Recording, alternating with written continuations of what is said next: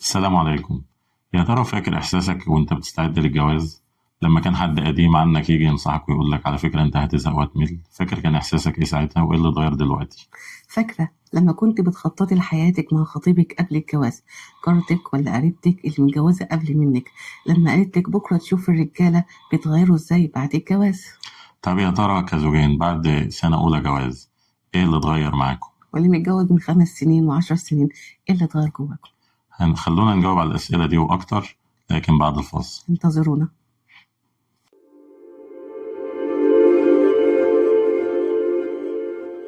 لأن تفاصيل صغيرة ممكن تبني حياة.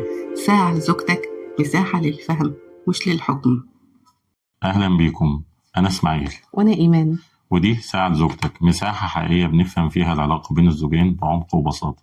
هي مش دروس، هي عبارة عن حكايات من القلب عشان العلاقة تكون اهدى واقرب. وعشان نلاقي فيها المودة والرحمة. مش تدعمونا بلايك وشير وما تنسوش تفعلوا زر الجرس. عشان يوصلكم كل جديد. من المشاكل اللي بتواجهنا في كل بيوتنا إن حياتنا الزوجية بتختلف بعد فترة، ونبتدي الحياة الزوجية بدفى وبقرب أكتر، تفاصيل صغيرة حتى لو كانت دقيقة جدا بتقربنا من بعض، بنضحك كتير على أتفه الأشياء، بنهتم ببعض في أدق التفاصيل، بنحس دايما إن إحنا كيان واحد. فجأة الحياة بعد ما كانت منحنى عالي من الاهتمام بيعتريها الروتين، البرود، البعد، الجفاء. فجأة كل شيء بيختفي، التفاصيل الصغيرة اللي كانت بتقربنا بقينا بينا مشاكل على أتفه التفاصيل، الردود الكتير اللي كنا بنتكلم فيها بقت مجرد كلمات بسيطة. هو ده فقدان الشغف، حياتنا الزوجية بتفقد الدفى ومساحة القرب. لكن دي مش نهاية العالم، وخلينا نقول إن فقدان الشغف مش أبدا معناه إنه فقدان الحب بين الزوجين، ولكن كل اللي بيحصل إن العلاقة بتبقى بتبقى مركونة لدرجة إنها اتملت بالتراب، فمحتاجة إنها تخرج من مكانها وتتحرك ونزيل من عليها التراب ونبدأ نلمعها من أول وجديد، نديها اهتمام ودفى. وده أول نقطة لازم نتكلم فيها النهاردة. طيب ازاي الروتين بيدخل حياتنا؟ احنا فجأة بنكتشف ان احنا بعد ما كان بينا كلام كتير وحكايات كتير، سواء قبل النوم او اول ما بنصحى الصبحية او حتى اثناء النهار واحنا بنكلم بعض في التليفون، فجأة بتبقى الردود على قد صباح الخير، صباح النور، عملت ايه في الشغل، كان يوم عدى، طيب يومك كان حلو كويس، طب اتكلمت مع صحابك في ايه، زي اي كلام. الردود بتبقى مختصرة جدا جدا جدا، والصمت بيكون كتير. كمان بيبقى في إحساس بالعزلة أو إحساس بغياب الطرف الآخر، يعني أنا حاسس إن أنا في وادي وهي في وادي، أنا مشغول بحاجات وهي أصلا مش حاسة بيا ومش مقدراني، وهي نفسها تسمع منه كلام بس هو أصلا قاعد وماسك الموبايل ومش باصص لها. في يعني إيه، بقى كل واحد بقى في حاجز كده شفاف ما بين الزوجين. بس فقدان الشغف ده يا اسماعيل موجود في كل البيوت، وللأسف إن في إحصائيات كتير أثبتت إن في علاقة ما بين إن الحياة الزوجية فقدت حالة الدفء وبين كثرة الطلاق. في رسائل كتير موجودة دلوقتي في جامعاتنا المصرية وجدت إن حالة الفتور أو البعد الزوجي دي كانت عامل مؤثر في زيادة نسبة الطلاق في مصر أو في المحاكم المصرية، اللي حاليا دلوقتي تقريبا كل كام دقيقة بيحصل كام ألف حالة طلاق. بصي، هو للأسف حالات الطلاق بقت منتشرة لأتفه الأسباب، يعني مش بس للسبب ده، بس السبب ده فعلا سبب مؤثر. لان يعني انا كشخص ايه اللي يخليني اتجوز واربط حياتي بشخص تاني لو مش هحس معاه بشغف ودفى واهتمام وحنان واحتواء وحاجات كتيرة كده انا محتاجها في حياتي. واحنا كستات اصلا او كرجاله عامه عندكم لما تقعدوا مع بعض هتلاقي نفس الشكوى، هو اتغير هي اتغيرت، هو بعد هي بعدت، طب ايه السبب؟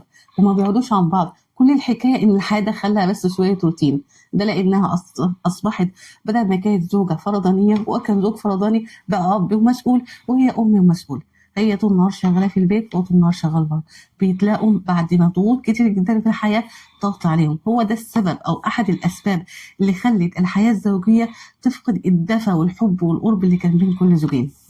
خلينا نتكلم عن علاج الموضوع ده بس بعد شوية، لكن دلوقتي خلينا نعرف إيه ليه بيحصل الروتين والملل المبالغ فيه ده بين الزوجين. تفتكر ايه اكتر سبب في الحكايه دي؟ يعني أولا هي ضغوط الحياة النفسية والمادية. احنا للأسف بسبب إن الغلاء المبالغ فيه اللي بقى بيحصل دلوقتي وان كل حاجه بقت بتتضرب في 10 بعد ما كان سعرها مقبول، بقى فوق الفظيع للاسف يعني. فده مخلي الواحد طول الوقت ماشي بيفكر يا ترى هعمل ايه، طب هجيب ايه، طب اجيب ايه واسيب ايه وما اجيبش ايه ومش، وايه اللي ممكن اتنازل عنه وايه اللي ما ينفعش اتنازل عنه. غير بقى الضغوط النفسيه، يعني من ساعه من اول ما يخرج من بيته وهو بيحاسب سواق الميكروباص اللي بيزعق، لحد زميله في الشغل اللي بيقعد يترخم عليه، لحد بياع الفاكهه وهو مروح يقعد يفاصل فيه ويزعق. لا، الحياه شد وجذب طول الوقت. فهو خارج اصلا في مطحنه، على ما بيرجع خلصان. وهي نفس الشيء، هي برضو في البيت من اول ما تصحى بتنظف وبتطبخ، ووراها عيال لازم، الصغير بتغير له والكبير بتذاكر له وبتتابع دروس ده وبتاع. لا، في 100 موال طاحن الاثنين. فساعة ما بيتقابلوا خلاص هم بقوا خارجين هم الاثنين من المفرمه، مش قادرين يفصلوا او يوصلوا لنقطه ان ايه، تعالى بقى يعني ايه نعمل ريستارت لبعض ونشحن بعض من اول وجديد. كمان ان ما عادش فيه تواصل حي زي الاول. في عندنا مش بس ردود على الثابته، لا، في كلام مش واصل. هي بتقول كلام وهو اصلا مش سامع ومش مركز معاه، وهو بيقول كلام هي مش مركزه. التواصل اختفى منا يا جماعه. مع الناس زي الاول بنفهم بعض من اقل تفصيل. بالعكس، بقى في بعد كبير، يمكن بسبب التكنولوجيا يا اسماعيل والتليفون ده اللي قاعد شغالنا. اكيد، يعني التكنولوجيا بقت للاسف عامل سلبي جدا في حياتنا كلنا، يعني من الكبير للصغير بقت مؤثره فيه. لكن بين الزوجين الموبايل بقى مأساة. فعلا. فكرة إن يعني أنا أعرف واحد من أول ما بيدخل البيت لحد ما ينام هو باصص في الموبايل. انت و... دلوقتي اصلا بين كل زوجين قبل ما يناموا هي ماسكه التليفون ولها عالم، وهو ماسك تليفون ولا مش شرط يكون معمول حاجه تغضب ربنا والعياذ بالله، بس كل واحد فيهم داخل في السوشيال ميديا بحياه خاصه ومتابعات، بيقرا بوستات، قاعد طول الليل على التليفون على التليفون، حتى مش وقت يتكلموا مع في بعض. صورة كده حتى مشهورة على النت، نايمين هما الاتنين، كل واحد مدي ظهره للتاني وباصص في الموبايل في الضلمة كده. واللي مش بس بيأثر عليهم ان عمل بينهم قله التواصل وعدم وفقدان للدفء الموجود، ده كمان اثر على الاطفال. مأثر الأطفال جدا، يعني الموبايل أصلا تأثيره على الأطفال مدمر بشكل مش طبيعي. لا، انشغالنا بالتليفون مش بس خلانا نفقد الطرف الآخر، ده خلانا نفقد التواصل مع أولادنا أكتر. للأسف الموبايل يا جماعة بقى مأساة. التكنولوجيا عموما يعني فكرة أصلا إن فقدنا التواصل الحقيقي وبقى تواصل رقمي أكتر. إن إحنا أنا هكسل أتصل بيك فهبعت لك رسالة. فعلا. يعني هي رسالة مكتوبة بس مش ما فيهاش النبرة، ما فيهاش الإحساس. يعني أنا ممكن أقول لك أنت بتقرأ رسالة جاية لك صباح الخير، لكن أقول لك صباح الخير غير ما أقول لك صباح الخير. النبرة بتفرق والله يا جماعة، إن أقولها بدفء أو إن أقولها ببرود. أنت بقى بتقراها أنت مش عارف هي بتقالها إزاي. فعلا عندك حق. بالإضافة كمان إن كل واحد فيهم بقى ضامن الطرف الآخر. أنا النهاردة كنت خاطب خطيبتي مثلا، حاسه أنت مش اللي موجوده. خاطب؟ لا، انا بتكلم ان الراجل خاطب، انا مخطوبه مثلا، لو كنا مخطوبين فدايما في شوق وفي أيوه. دفى وفي احتياج نفسي ان نتكلم. انا محتاجه اكلمها هي فين، فجاه بقى كل واحد ضامن الطرف الاخر. انا ضامنها في البيت، هروح وامشي اروح شغل هي موجوده اصلا، وهو هيروح فين؟ ما هو هيرجع تاني يعني اخر الليل. فاحساسنا ان احنا اتنين متاحين طول الوقت خلى ما عادش في تواصل، ما عادش في قرب، ما عادش اهتمام بالتفاصيل اللي كنا زمان بنخترع اختراعات عشان نهتم ببعض. لازم ناخد بالنا يا جماعة إن الزواج أصلا رزق ونعمة من الله. فمن ضمن حفظ النعمة إن إحنا ما نألفهاش. ففكرة إن الواحد يألف النعمة فبيعتقد طول الوقت إنها خلاص متاحة من عند ربنا، وهي هتروح فين يعني. فزوجتك دي نعمة من عند ربنا، وزوجك برضو نعمة من عند ربنا. ربنا جمعكم ببعض، فلازم إيه تشكروا النعمة بإنكم إيه تحافظوا عليها. ومن ضمن الموضوع ده إن إحنا يعني ايه ما نوصلش لفكره ان ايه ما خلاص هو يعني هيروح فين او هي هتروح فين. فاكر زمان انت كنت بتتشقلب عشان تكلمها وعشان تعمل حركه تبهرها، وازاي تروح لحد بيتها وترمي لها ورد في البلكونه. صحة الغرام. وهي برضو كانت هي اصلا ما بتعرفش تطبخ وبتقف في المطبخ عشان تعمل اي حاجه يعني، وانت رايح لها زياره عشان تقول لك ده انا اللي طبخ لك ده بايديا، وغالبا مامتها اللي عاملاه وضحك عليك. ما انت بتكتشف ده برضو بعد الجواز. بس القصد يعني ان انت كنت بتحاول تبهرها وهي بتحاول تبهرك، فجأة خلاص ما هو موجود، هبهره ليه؟ ايوه فعلا. انت عارف كمان ان من الاسباب اللي عملت فقدان شغف العلاقه الزوجيه المشاكل الصغيره. مجرد بيحصل مشكله ورا مشكله ومشكله، هي بتبدا تكتم جواه، هو مش هيفهمني، هو بيكتم جواه، هي اصلا ما بتفهمش، مش عايزه تطيب. تراكم مشاكل صغيره جدا التافهه بتعمل اصلا ما هو ده في البرنامج بيحصل الزوجي. فجأة كده، بيحصل حالة من الانفجار.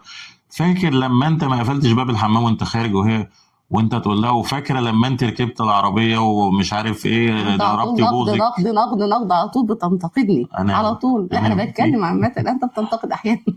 اي التراكم المشاكل الصغيره دي اصلا بيسبب فجوه من الزوجين، مع انها اصلا نفس التفاصيل دي في بدايه زواجهم كانت بتقربهم من بعض، ومع انهم لو قعدوا مع بعض مع كل مشكله والمفروض ووجدوا الاسباب هيعرفوا يحلوها، مفيش أيوة، مشكله. والمفروض اصلا ان المشاكل دي عامله زي طفايه السجاير، لازم كل شويه لازم تفضيها، والا هتملى لك المكان بريحه مش كويسه وهتخنقك وهتزهقك. فالفكره ان انت لازم كل شويه تقول لها، على فكره العتاب انك تعاتبها تقول لها انا زعلت من كذا وكذا وكذا، حتى لو كانت حاجه بسيطه، بس انك تبقى مصفي قلبك ناحيتها. ونفس الشيء بالنسبه لها، يعني مش محتاج انك تشيل في قلبك وهي تشيل في قلبها. يا اسماعيل، الحياة الزوجية رحلة مع بعض، مفيش بيت مفيش مشاكل، ده ومفيش اكيد. اتنين مش مختلفين. يعني أنا مختلفة عنك وأنت مختلف عني، أنا ليا قيم ومبادئ خاصة بيا وأنت ليك قيم ومبادئ، إحنا بنلتقي في نقاط تواصل، بس كل واحد فيه شخصية مستقلة وأحلام مستقلة وطموح مستقل، بنكمل بعض. أنت بتكمل لي وبتدفعني، وأنا فيها سلبيات وأنت فيك سلبيات، بس ما بدل طول الوقت قاعدين. لا، الحقيقة عندك فيك حاجات ما بتعجبنيش وأنا فيها حاجات كتير جدا ما بتعجبك. انت ضفت بس كتير جدا عندك، يعني ماشي. عشان لا، انا بتكلم جد. بدل ما احنا طوال شايفين العيوب والسلبيات والنقائص، طب ما تبص على 100 حاجه والله في حاجات كتير حلوه فيها، بتحبك وتخاف عليك، يعني طول الوقت هي غيرانه عليك وانت فين وقلقانه عليك. بص لده ان ده حب مش تملك، مش ان هي بتدور وراك، وهو طول الوقت متزمت بتشدد في الخروج، بقف على تفاصيل صغيره. معلش بقى، هو راجل عقلاني وتفكيره مختلف عنها كستات. اللي اقصده من كلامي ان احنا بدل ما نشوف النقائص اللي موجوده في كل البشريه، لازم نعرف ان كل البيوت فيها مشاكل، مفيش بيت خالي مشاكل. ولازم ناخد بالنا يا جماعه من حتى فكره بيوت النبوه، هو النبي صلى الله على عليه وسلم الصوت السلام. زوجته ما وروش عائشه حسبك من هذه، لقد قلت كلمه لو في غيرها في بيوت النبي لما خرجت وكثرت القصع امام الصحابه، ما قالش كيف تفعلي ذلك امام الصحابه. باختصار النبي صلى الله عليه وسلم خير الامه غارت امكم، لما اختلفت مع النبي وصوتها ارتفع ودخل اباها ابو بكر رضي الله عنه، وازاي ترفع صوتها على النبي، قال اخرج منا، احنا خلاص النبي يحل الموضوع. هي قل الحق ولا تكذب، قل الحق، بتقول لك النبي قل الحق. فبيوت بيوت النبوه، بيت النبي صلى الله عليه وسلم كان فيه اللي هي احوال النساء كلها زوجات. النساء كان بتحدثنا مع النبي ويحكوا مشاكلهم صلى الله عليه وسلم، فكل البيوت كان فيها ايه مشاكل. بس احنا المفروض الزواج قائم على ايه؟ على الموده والرحمه. موده ورحمه يا جماعه. فقدان الشغف، فقدان الدفء، فقدان الامان موجود في كل بيوت. محتاج بس نقف لحظه نقول لبعض ايه، يلا نقرب من تاني. اكيد. وكمان غياب توازن الادوار، يعني هو عايز يبقى مسيطر على كل حاجه طول الوقت، وعايز يمشي الدنيا على مزاجه، وهي في نفس الوقت لا مش عاجبها. انا عايزه انت تسمع كلامي، او انت تشتري خاطري بزياده، او شوف صاحبتي عملت ايه وانت تعمل زيها واكتر. فعلا يا جماعه، كل واحد لازم يلتزم بدوره. الزوج له ادوار وقوامة في البيت، له قوامة، له القوامة في البيت. يا جماعة بس عشان الجماعة بتوع الفيمينست ما يزعلوش مننا، احنا مش بنتكلم ده هو من قوامة الرجل يكرم زوجته. فكرة القوامة يعني ربنا قال وللرجال عليهن درجة. لا مش بس كده يا اسماعيل، هو اصلا طول ما هو له القوامة في البيت هو هيكرمها. ومن الاخر مفيش ست مهما كانت، يعني هي الفيمينست اللي ما حصلتش، مفيش ست ما تحبش تحس ان الراجل يعني ايه تقيل وجامد وشديد. هي لازم في لحظه معينه عايزه تحس الاحساس ده، لا تحس المسؤول عنها وتحس بالمسؤوليه. اكيد ما هو القوامه مش انك ضرب وشخط ومنع وكذا وكذا وكذا وصرامه مطلقه. لا ده هو انت من قوامتك انك تكرم، تحس ان ما نكبتش. هو الاسلام اكرمني اصلا وجعل القوامه للرجل لاكرام المراه، يعني خيركم لاهلي. اكيد مفيش اختلاف على الموضوع. فيا جماعه لازم من ضمن فكرة تجديد الشغف أو إزالة الروتين في حياتنا، هو إن كل واحد نقعد مع بعض ونتفاهم على إيه أدوارنا في الحياة. أنا المفروض بعمل إيه وإنت المفروض بتعملي إيه، وإيه المسائل اللي ممكن نتشارك فيها ونتفاهم فيها، وايه المسائل اللي انا سايبها لك تماما انت اعمليها بالنيابه عني، وايه المسائل اللي انا لازم اعملها بنفسي. فاكر عبد الغفور برايك انا عايش في جلباب ابي في اول الحلقه لما قال لا يا فاطمه انت مطلوب منك البيت والعيال وانا مطلوب مني الشغل بره. فاكرين اول اما اتجوزوا مع شوف يا بعض جماعه انت تاخدي مني المصروف، مش هسالك اكلتني ايه، اكلتني يوم عدس يوم لحمه يوم فراخ، مش هتكلم، وانا هبقى بره البيت، المهم ادخل البيت ايه الام اللي اكلها والهدمه النظيفه والعيال ايه خلاص واخده والله بالك يا منهم. جماعه المنطق كان بسيط وسهل جدا، يعني هم قسموا الادوار في كلمتين.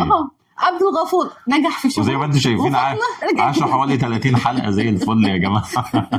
فاطمه نجحت في تربيتهم وعبد الغفور نجح اشترى الطياره. وما زالوا بنتعامل عليهم ميمز يعني، والدنيا زي الفل وترند لحد النهارده. ايوه فهي الفكره فعلا ان احنا نبقى عارفين انت دورك كذا وانا دوري كذا، ويعني ايه التفاهم بيريح يا جماعه. لكن خلونا نخش في نقطه اهم بقى من كل ده، هو تاثير فقدان الشغف ده على اطفالنا. يا ترى بيكون تاثيره ايه؟ الاب والام هم اصلا سفينه الامان والركيزه الاساسيه والقدوه الاولانيه في حياه الطفل. أكيد. فتخيل بقى اب وام ما عادش بينهم كلام، على طول صامتين ردود على القد، لا اب متفهم ان الام منشغله طول الوقت وان غصب عنها تناسد جزء من انوثتها واشتغلت مع اطفالها وفي البيت، واب دايما مش متفاهم ده، وام مش مقدره ان الحياه وضغوطها الماديه والنفسيه ضغط على الاب، فدايما حاسه هو اللي ظالمني وهو حاسس ان هي اللي اهملتني.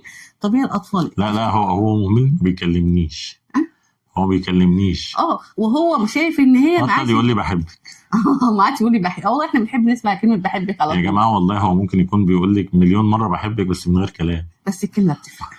هو ما يجي يطبطب عليكي كده، يعمل لك كوبايه شاي بس كده عشان حاسس بس معاه كلمه إن أنت بحبك. فاكر كانت بتقول له صباح الخير بحبك، مساء الخير بحبك، ازيك بحبك، هي برضه قالت له كده. احنا بنحب نسمع كلمه الحب دي والله بتفرق معانا احنا كسيدات سامعين كلمه بحبك بس عشان احنا عمليين. بص يعني رجل من المريخ وامراه من من اخر فيصل. لا بصي والله يعني ده مش تحيز للرجال، بس هفهمك احنا كرجاله يعني. بقول لك ايه، افهم العدو، مش عدو ولا حاجه، بس افهم انت بتتعامل مع مين، يعني افهم طبيعه اللي قدامك. احنا كرجاله بيننا وبين بعض يعني، انا لو واحد صاحبي بقاله 30 سنه صاحبي بجد مش مبالغه يعني، بقالنا 30 سنه نعرف بعض، هل انا في ال 30 سنه دول قلت له انا بحبك عشان انت صاحبي؟ ولا مره قلت له. هل في ال 30 سنه دول هو شك لحظه في حب واخلاص ليه؟ ولا مره شك. طب احنا بقالنا، هو مثلا بقاله سنين مسافر لانه شغال بره مصر، ممكن بنقعد بالشهور ما بنتكلمش خالص يا جماعه، بس هل معنى كده ان هو لو احتاجني في لحظه مش هيلاقيني؟ طب انا لو احتجت حاجه من بره اول واحد هفكر فيه يبعتها لي. فانا عارف ان انتم ما بتقيسوهاش كده، بس افهموا طبيعتنا يا جماعه. انت لما بتكلم صاحبك بتقول له ايه؟ بقول له قشطه عامل ايه ازيك. اما بتقف تقول له ايه؟ سلام. انا بكلم صاحبتي قال له ازيك يا حبيبتي عامله ايه، انت كويسه حبيبتي وحشاني يعني، باجي اقفل خلي بالك نفسك يا حبيبتي هتشوفه بكره ان شاء الله، اهم ما تنسيش تكل احنا طول حبيبتي حبيبتي حبيبتي حبيبتي. فاهم ازاي؟ نرجع بقى النقطه بتاع الاطفال. تخيل طفلين ما بين اب وام ما فيش بينهم تواصل، وطفلين من اب وام الاثنين طول الوقت بيتجاملوا بعض. في ام واب ما بيصدقوش الصوره للاطفال، وده ذكاء اجتماعي منهم، ما بيصدقوش الصوره دي للاطفال، ما بيبقاش انه بينهم فرق بينهم مساحه، لكن غصب عنهم هيوصل ده للطفل. مفيش شك ان الاطفال عشان يطلعوا في بيئه سويه ويطلعوا اسوياء وتمام التمام يعني، اكيد محتاجين احتواء من الاب والام مع بعض، بس هم محتاجين يشوفوا القدوه اللي هيطبقوها في حياتهم بعد كده. يعني تخيل طفل عايش بين اب وام طول الوقت بيتكلموا وبيتفاهموا وبيتناجوا وفي احضان وفي ود ودفى، وقارنوا بقى لان احنا مش هنصدق ده اطفالنا في سن لازم ناخد بالنا منه. يعني أيوة. انا مش اقصد ده، اقصد فكره ان في جو اسري دافي. ايوه. وقارنوا بقى بطفل تاني عايش بين زوجين، ماما قاعده في الركن بتاعها لوحدها ماسكه الموبايل، او حتى مش لازم ماسكه، هي قاعده في ركن لوحدها وبابا قاعد على جنب لوحده، كل واحد منهم لوحده. فلما يعوز حاجه يروح يقول لماما، فما تقول له روح قول لبابا، والعكس. طب هم ليه ما بيتواصلوش؟ قارن الطفل ده بالطفل ده، عمرهم ما هيتساووا. فغياب الشغف مش بس بيخلينا نفقد معنى الحياة الزوجية اللي فيها مودة ورحمة، ده كمان بيأثر على أطفالنا اللي هم أصلا مستقبلنا وأهم حاجة في حياتنا. طيب أنت شايف يا إسماعيل إزاي نرجع تاني الشغف تاني بين كل زوجين؟ إيه النصايح اللي ممكن نقدمها لهم؟ بص، أي مشكلة أو أي حاجه بتقابلنا نص علاجها هو اننا نعترف اصلا ان في مشكله. يعني ده اعتراف المريض بمرضه هو نص العلاج. ففكره ان احنا نعترف، الواحد يعترف لنفسه ان في مشكله، ان احنا ليه بقينا كده، ثم يعترف للطرف الاخر تعالى نتفاهم يا ترى احنا ليه بقينا كده وعايزين نشوف ايه الحل في كده. ده اول خطوه لازم نبدا بيه قبل اي حاجه. طيب حاولوا ترجعوا من النقطة التانية اللي عايزة أنوه إليها، ارجعوا زي البدايات، ارجعوا وجدوا نقاط تواصل مشتركة بينكم. بس يا جماعه خدوا بالكم، يعني مش معنى انكم ترجعوا للنقط دي هو انك تروح تاني تحت البلكونه ترمي لها ورده وان هي لسه هتجرب فيك طبخه اول مره تعملها والكلام ده. لا، ارجعوا لنقط جديده، يعني جددوا في علاقتكم بشكل جديد، يعني وجود مش نقاط، تكرار للماضي. ايوه وجود نقاط تواصل مشتركه. يعني انت اكيد بعد فتره الجواز ما بينكم سواء سنه او اكتر بقيت عارف ايه اللي هي بتحبه وانت متفهمه او حبه، وانت عارفه كويس او هو بيحب ايه وانت بيعجبك النقطه دي، سواء القراءه، الخروج، الحكايات، الاخبار، الاكل، في اكيد حاجات ما بينكم مشتركه. ارجعوا تاني جددوا، اقعدوا مع بعض كده قولوا عايزين نشارك بعض حتى لو حاجه صغيره. تعرفوا يا جماعه ان في احصائيه ظريفه كده كنت قريتها في مره بتقول ان سالوا الستات عن ايه اكتر حاجه بتحبيها في جوزك، 90% ما قالوش ان هو بيقول لي بحبك خالص. يعني في واحده قالت ان هو بيعمل لي فنجان قهوه مظبوط، وفي واحده قالت ان هو يعني بيعمل لها تدليك لكتافها لما تكون راجعه من الشغل وتعبانه. في حاجات بسيطه قوي بتفرق مع الستات يا جماعه، هي دي نقاط التواصل والرجاله ابسط المشتركه. منهم والله يا جماعه. هتوصوا بينا. ما هي نقاط التواصل المشتركة ديت هتبقى نوع من التجديد في الحياة الزوجية. بدل ما احنا عندنا روتين وحياة ثابتة، ما نحاول نجدد، نحاول نشوف حاجة جديدة نعمل. نخرج يا جماعة كل شهر، مش هنروح نقعد يعني في مول أو مطعم غالي، ممكن نقعد في حديقة مع بعض على فكرة، ممكن نخرج نتمشى زي زمان، هنلاقي برضو إن حياتنا اتجددت وخدت معنى جديد. مجرد ما هنتمشى مع بعض هنفتح حوار، هنتكلم، هنضحك عن حاجة، هنفتكر ذكرى، كل ده محاولة تجديد. هنشوف جمله على توك توك نقراها ونتريق عليها. يعني والله في حاجات بسيطة بس هتقربنا من بعض. هنفتكر ان احنا مشينا في المكان ده، فاكر لما مشينا فيه، فاكر لما جينا هنا اول مره، فاكر حصل ما بيننا ايه. هتلاقي الحياه برضو خدت نوع من التقارب الجديد في حياتنا. احنا مش هنقرب مره واحده، ولا حياتنا هيرجع لها الشغف مره واحده، بس بالتدريج، واحده واحده هتلاقي حياتنا رجعت تاني تملى، رجعنا نقرب من بعض ورجعنا تاني نحكي لبعض زي زمان. كمان ما تنسوش يا جماعة الدستور اللي ربنا قاله لنا، المودة والرحمة. ربنا ما قالش عن بين الزوجين الحب، قال بينهم مودة ورحمة، حاجة أقوى من الحب وأعمق. هو إن إحنا يبقى بينا علاقة قوية فيها تراحم وتفاهم وود ولطف وقرب ودفى. لازم ناخد بالنا من الحكاية دي.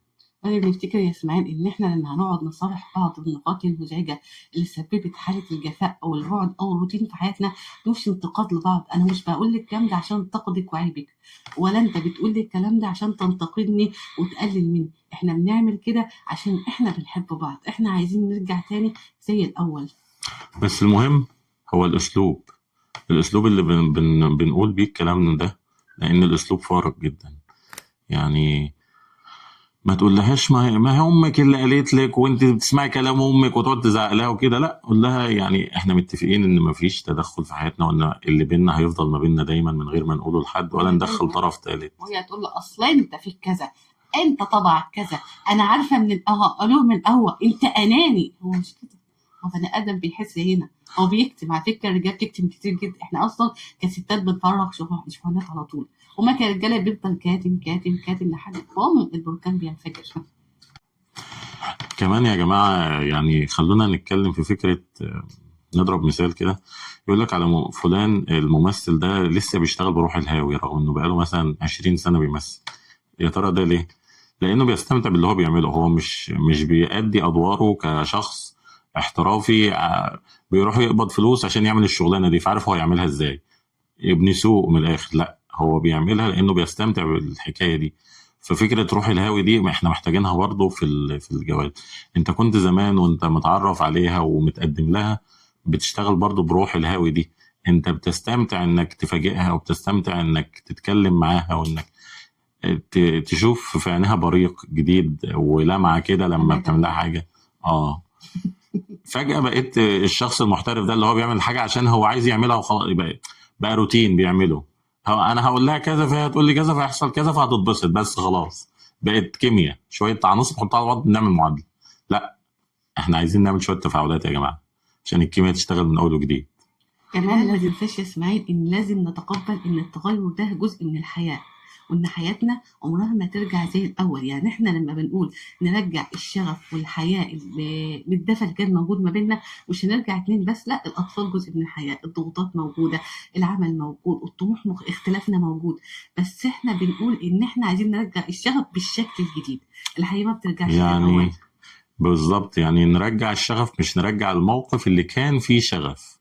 احنا مش احنا مش بنعيد التجربة. عارفة احمد مكي لما كان بيقول في الاغنية بتاعته لسه فاكر لذة اول مرة في كل حاجة. طول ما انت بتكبر لذتك بتتقتل الإعادة، وبتفضل تتحول من رغبة لعادة، حلاوة طعم الاكتشاف تقلب لقهوة سادة. هو ده التكرار يا جماعة، بيقتل الإحساس. فاحنا مش بنكرر المواقف، احنا بنجدد الإحساس.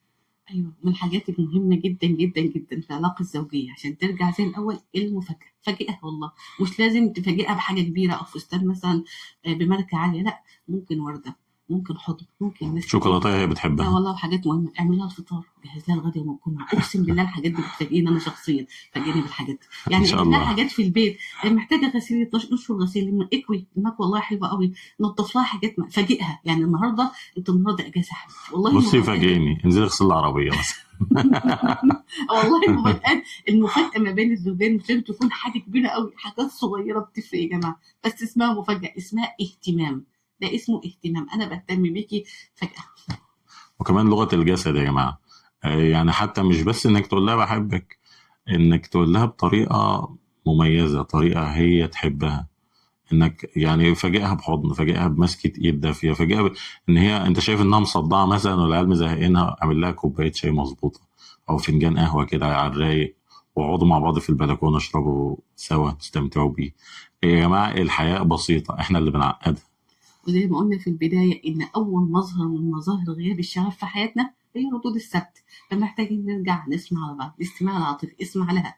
النبي عليه الصلاة والسلام السلام. تحكي له السيدة أمنا عائشة رضي الله عنها إن دخل عليها كام 10 نسوة بيحكوا لها، وحديث أم زرع الطويل جدا جدا جدا جدا موجود في صحيح في كتب الصحاح. النبي أصلا استمع لها إلى بقية لم يقاطعها صلى الله عليه وسلم. تسمع لها النهارده تحكي لك الروتين، يقول حصل من ابنك كذا، وامك عملت كذا، واخواتك عملوا كذا، وجارتنا عملت كذا. عارف ماما اسمع، كلمتني مش اعمل نفسك بتسمع. ماما النهارده كلمتني 17 مره، كانت بتسالني انت طبخه ايه، اسمع لها عادي، انبهر. لو انت بتسمع عادي، حاله الانبهار بتفرق بجد. يعني احنا كستات لما بنحكي ما بحكيش بس عشان احكي، انا بحكي عشان تفهمني، تحتويني، تقدر، حسسني حاجات الصور بعملها كانت رائعه والله. دي كانت مبهرة. انا انسانه مبهره طول الوقت، دايما حاسسها ان هي بتجذبك. فالاستماع العاطفي مهم جدا جدا عشان نرجع ده. احنا اصلا لما حد بيسمع لنا بنحبه. يعني تخيل كده احنا كستات بنروح العيادات، اي واحده تقعد جنبها وبتفتح جنب حضن نتكلم، ببقى خارجه يا صاحبي، خلاص بقوا اصحاب. تليفونك بقى، نتقابل فين في النادي امتى، وتروح الدكتور الفلاني امتى، دروسك عند مين، وتبقي خارجه. مجرد ما بتسمعني انت بتشتريني، انت خلاص ضمنتني. فالاستماع مهم جدا. اكيد. طيب التكنولوجيا احنا كمان قلنا يا عليها. جماعة لازم نبعد عن التكنولوجيا شوية، لازم نخصص وقت.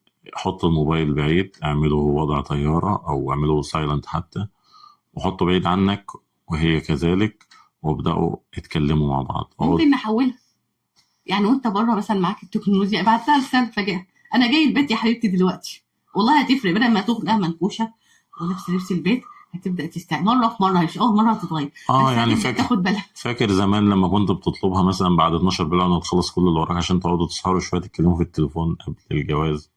اعمل لها نفس الحكاية ديت وانت مروح مثلا، لا، حتى تستعدي انك او جاي. انت قاعد على القهوه بالليل وخلصت ومروح، كلمها في التليفون واقعدوا حكوا شويه كانكم يعني انت في مكان وهي في مكان، واحكي لها. اعتبروا نفسكم اصحاب يا جماعه. فكره الصداقه جوه الجواز فكره رائعه. مش جدا. انكم تكونوا زوجين وبس، انكم تكونوا اصدقاء واصدقاء بمعنى الكلمه، ان احنا واصدقاء ما بنحكمش مقربين. على بعض، لا، ان احنا بنسمع بعض وعارفين احنا مختلفين، وهو يعمل حاجات على فكره مش هتعجبك وتيجي تحكيها، وانت طبعا بمنتهى الصداقه، وايه كمان، الجاني بعد يومين هو هيجي يحكي لك عادي، وانت تقبل الموضوع.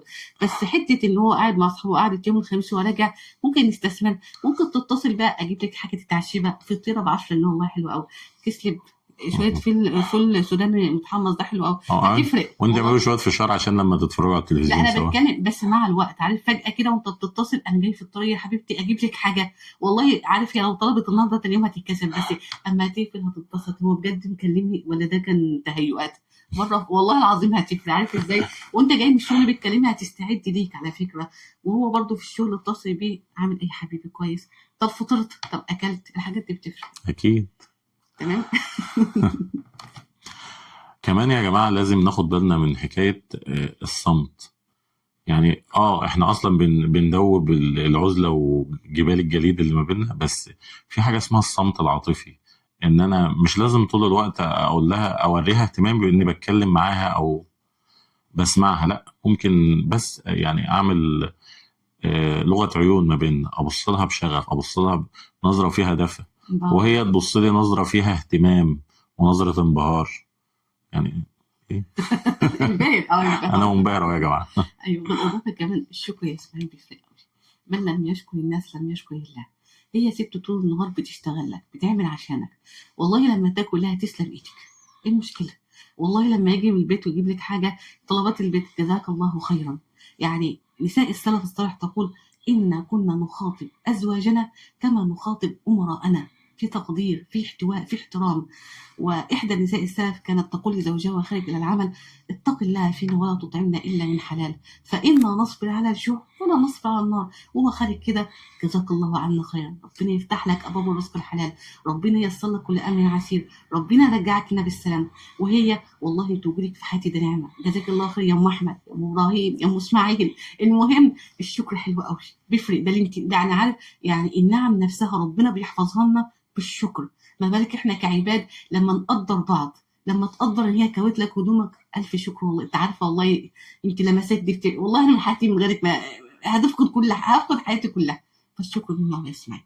ده اكيد. وكمان في نقطه تانية مهمه، هو يعني فيها تريك شويه، اللي هو انك تسال سؤال فضولي. يعني هي مثلا تقول لك عارف مين اللي كلمني النهارده؟ اديها بقى اهتمام واسمع منها بقى يا ترى مين هي ده. تقول له انت عارف مين كلمني النهارده، اللي عارف المفاجاه كده فعايزه تلاقيه بقى نفس الانبهار. وهو يقول لها شفت اللي حصل النهارده وانا جاي من الشغل؟ اديله اهتمامك واسمعيه. هو بيديك سؤال فضولي. يعني النبي عليه الصلاه والسلام ده كان صلى منهجه. الله عليه وسلم. اتدرون من المفلس؟ صلى الله عليه وسلم. يعني هم مش عارفين، بس هو بيديهم سؤال ليه؟ سؤال مفتاحي عشان يفتح الكلام. فده اسلوب اصلا اسلوب نبوي، فاحنا ممكن نستخدمه في حياتنا ونطبقه صح عشان نعيد الشغف ونعيد الدفع لحياتنا. وزي ما قلنا في البداية إن اللي بيسبب حالة البعد بين كل زوجين وفقدان الشغف تراكم المشاكل الصغيرة. ده بيجي منين بقى؟ إن إحنا مش بنلتمس الأعذار لبعض. زي ما قلنا الحياة فيها ضغوطات كتير وإحنا مختلفين عن بعض وكل البيوت فيها مشاكل، يبقى لازم نلتمس العذر. والله هو حصل منه موقف، كان مشغول، كان مضغوط، كان متضايق، هو داخل من بره مبوز، أنت جاي مبوز ليه؟ مش لازم.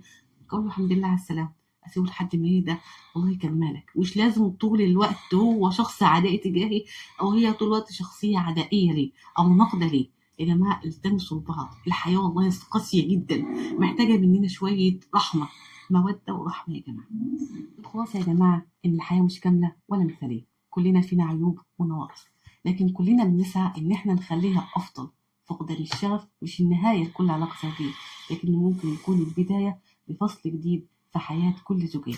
المهم يقدروا إن هم يديروا المرحلة ديت صح عشان يوصلوا لبر أمان ما بينهم ونقاط مشتركة جديدة يبنوا عليها ويكملوا بتفاهم وبثقة وبحب. في النهاية كل بيت فيه تفاصيل مش شبه التاني، بس اللي بيخلي العلاقة تنجح هو إننا نختار نكمل، مش لأن الدنيا سهلة، لكن لأننا شايفين في التاني حياة. لو الحلقة لمستك اعمل إعجاب ولايك. وانتظرونا في حلقة جديدة مع ساعة زوجتك إيمان إسماعيل. السلام عليكم.